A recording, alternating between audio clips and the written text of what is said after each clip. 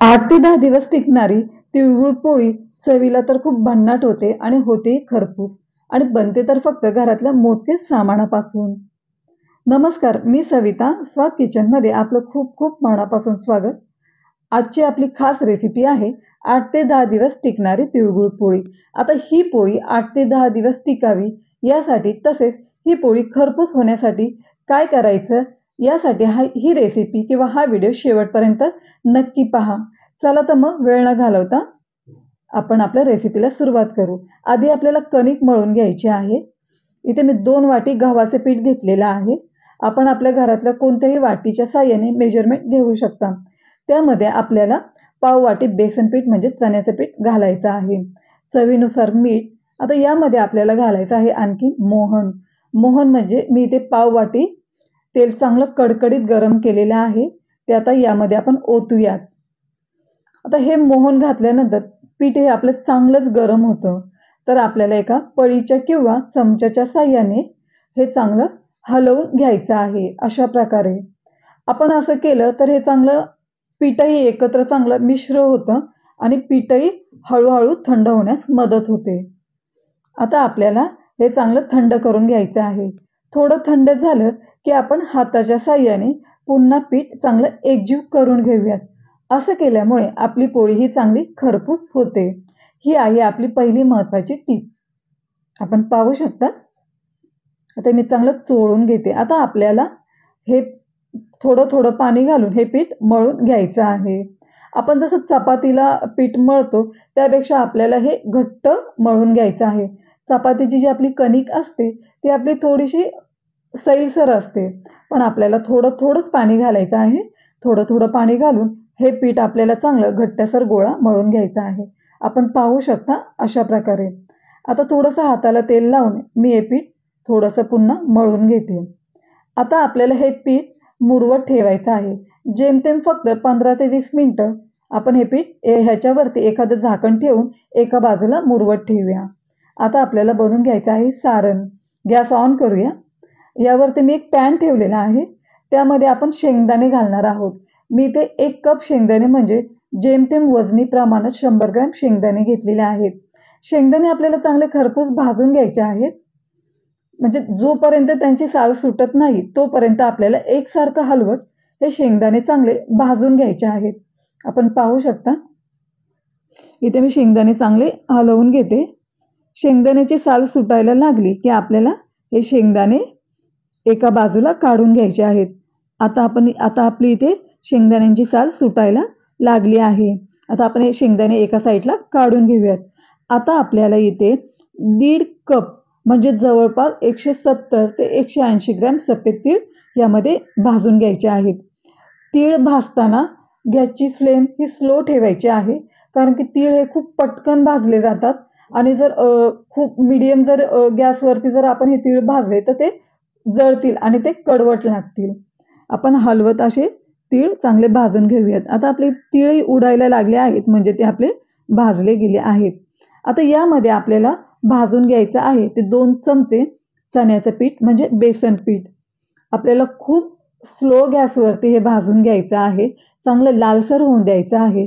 चण्याचं पीठ यासाठी घालायचं की आपल्या सारणला सारण चांगलं त्याने धरून ठेवलं जाईल. आपण पाहू शकता. इथे चण्याचं पीठ आपण भाजून घेऊयात. आपल्याला जर ही पोळी फक्त 1-2 दिवसासाठी जर करायची असेल तर आपण यामध्ये तुपाचा वापर करू शकता. 1 चमचा तूप आपण इथे घालू शकता. पण मी इथे घातलेलं नाही, कारण की ही पोळी मला 8 ते 10 दिवस टिकण्यासाठीच करायची आहे. आता आपण इथे शेंगदाणे घेतलेले आहेत. जे भाजलेले शेंगदाणे आहेत ते आपल्याला मिक्सरमधून वाटून घ्यायचे आहेत. मी ते आपले शेंगदाणे मिक्सरमधून मी वाटून घेतलेले आहेत. शेंगदाणे आणि तीळ एकत्र वाटायचे नाहीत. असं केल्यामुळे तिळाची ही खूप पावडर तयार होईल आणि ते चवीला फारसं चांगलं लागणार नाही. आता आपण वाटून घेऊयात तीळ. आता तीळही आपल्याला मिक्सरच्या जारमध्ये आपण इथे घालूयात आणि वाटून घेऊयात. आता हे तीळ आपले वाटून झालेले आहेत. आता आपल्याला शेंगदाणे आणि तीळ हे एकत्र करून घ्यायचे आहेत. आपण पाहू शकता इथे मी शेंगदाणे आधी प्लेटमध्ये टाकलेले आहेत. शेंगदाण्याचा कूट प्लेटमध्ये टाकलेला आहे आणि आता आपण इथे हे घालूयात. जे सफेद तीळ वाटलेले आहेत ते घालूयात. आता हे आपण चांगलं एकत्र करून घेऊयात। आता यामध्ये आपल्याला घालायचा गूळ, मी ते 1 कप गुळाचा वापर केलेला आहे। आपण थोडासा कमी जास्तही करू शकता किंवा कधी-कधी काय होतं, कोणाच्या घरामध्ये जास्त हे गोड खाल्लं जात नाही, पण इथे 1 कप गूळ हा बरोबर प्रमाणात आहे। आता गूळ घातल्यानंतर आपल्याला हे चांगलं मिक्सरला फक्त 1 गरका मारून घ्यायचा आहे। आता थोडीशी आपण इथे वेलची पावडर घालूयात। 9 ते 10 वेलच्या मी मिक्सरमध्ये साखर घालून वाटून घेतलेल्या आहेत।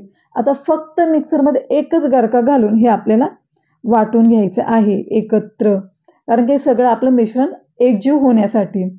आता आपण पाहू शकता हे आपलं सगळं मिश्रण एकजीव झालेलं आहे। तर यामध्ये घालायचं आहे आपल्याला जे आपण मगाशी जे बेसनाचं पीठ भाजून घेतलं आहे 2 चमचे, ते आपल्याला घालायचं आहे। याच्यामध्ये चांगलं या पिठामुळे आपले जे सारण आहे ते एकत्र बांधून ठेवण्यास मदत होते। आता आपलं इथे हे झालेलं आहे। आता आपण इथे जो कणकेचा गोळा मगाशी मळून घेतलेला आहे, तो चांगला हाताने एकजीव करून घेऊयात। आपण पाहू शकता इथे मी हाताच्या साहाय्याने चांगला पुन्हा एकदा मळून घेते। आता आपल्याला करायची आहे ती पोळी लाटायला सुरुवात। आता आपल्याला इथे घ्यायचा आहे, मी इथे मीडियम आकाराचा कणकेचा गोळा घेतलेला आहे। आता हा कणकेचा गोळा मी चांगला पिठीमध्ये बुडवून घेते आणि थोडासाही लाटून घेते। कणकेचा गोळा लाटायचा आहे थोडासा, पण आपण आपल्या म्हणजे आवडीनुसार कमी जास्त कणकेचा गोळा घेऊ शकता। तर यामध्ये आपल्याला भरायचं आहे सारण। तर मी इथे जो कणकेचा गोळा आहे त्याच्यापेक्षा सारण हे जास्त घालणार आहे, त्याच्यामुळे ही पोळीला चव खूप छान लागते। सारण जर कमी झालं तर पोळी ही अजिबात चांगली लागत नाही। आता हे चांगलं आपल्याला अंगठ्याच्या साहाय्याने आपण सारण भरलेलं आहे आणि हाताच्या साहाय्याने आपण हाताच्या बोटाच्या साहाय्याने चांगलं गोल गोल फिरून त्याचं जे वरचं टोक आहे, थोडंसं एक्स्ट्रा पीठ आहे, ते आपण काढून टाकूयात आणि चांगले हाताने हे गोळा प्रेस करून घेऊयात।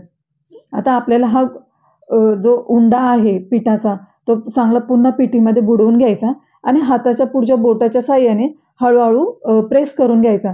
असं केल्यामुळे काय होतं की जे सारण आहे ते सर्व बाजूला पसरलं जातं किंवा आपण असं हाताच्या बोटाच्या साहाय्याने गोल गोल फिरवून घेऊ शकता। आता आपल्याला लाटायची आहे ही पोळी।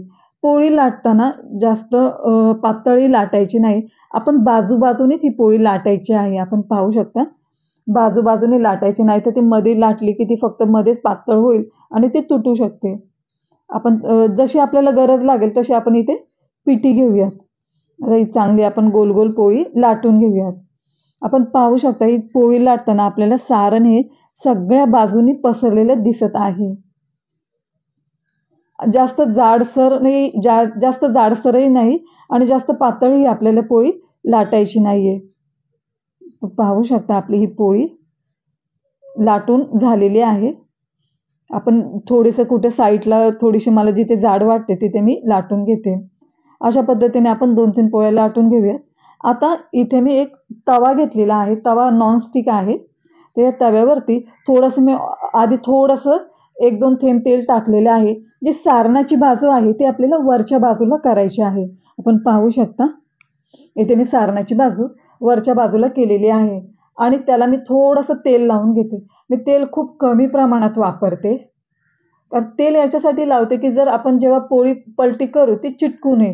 गूळ हा चिकट असतो आणि तो लगेच तव्याला चिटकू शकतो। आपण पाहू शकता आता आपल्याला इथे बुडबुडे म्हणजे वरच्या बाजूला जोपर्यंत चांगले बुडबुडे येत नाहीत तोपर्यंत आपल्याला ही पोळी उलटायची नाहीये। आता आपण इथे पाहू शकता की इथे बुडबुडे यायला सुरुवात झालेली आहे। तर आता आपल्याला दिसतंय तिथे बुडबुडे। आता आपण ही पोळी पलटी करून घेऊयात। पोळी आपली आता ही पलटी झालेली आहे। आपल्याला मीडियम गॅसवरतीच ही पोळी भाजायची आहे। जास्त फास्ट किंवा स्लो गॅसवरती भाजायची नाहीये। फास्ट गॅसवरती भाजली की ती चांगली भाजली जाणार नाही, जळून जाईल आणि स्लो गॅसवरती भाजली की ती पिठाळ लागेल। आता थोडंसं वरती तेल लावूयात। आपण पाहू शकता इथे तेल मी खूप कमी घेते, फक्त त्यात ते जे उन्हातलं आहे ते फक्त बुडवून घेते आणि वरच्या साईडला ते लावून घेते। आपण पाहू शकता आता ही पोळी आपल्याला चांगली दाबत दाबत भाजायची आहे, म्हणजे ही चांगली सर्व बाजूने चांगली भाजली जाईल। अशा पद्धतीने हलक्या हाताने आपल्याला ही दाबायची आहे, म्हणजे हलक्या हाताने प्रेस करत आपल्याला ही पोळी आपली भाजून घ्यायची आहे। अशा पद्धतीने आता आपण पुन्हा पोळी एकदा पलटी करूयात। आपण पाहू शकता इथे मला तेल खूपच कमी जाणवतंय, तर थोडंसं मी आणखीन तेल घेते. अशा पद्धतीने ह्या बाजूनी आपण चांगलं दाबत-दाबत ही पोळी भाजून घेऊयात. खूप मस्त अशी खरपूस ही भाजली गेलेली दिसते आणि वासही खूप छान येतोय. आता आपल्याला मी तुम्हाला दाखवते. आपण पाहू शकता ही पोळी किती खरपूस झालेली आहे. वाह! वाह! मस्त. खूप चवीला तर खूप भन्नाट लागते. आपली ही तिळगुळ पोळी तयार झालेली आहे. अशा प्रकारे आपण सर्व पोळ्या ह्या लाटून भाजून घेऊयात. आजची आपली ही रेसिपी कशी वाटली कमेंट्स करून नक्की सांगा. खूप छान असा हा गोड पदार्थ आहे. चॅनलवर जर नवीन असेल तर चॅनलला सबस्क्राईब करा, लाईक करा. पुन्हा भेटूया अशाच एका नवीन रेसिपीबरोबर. Bye bye.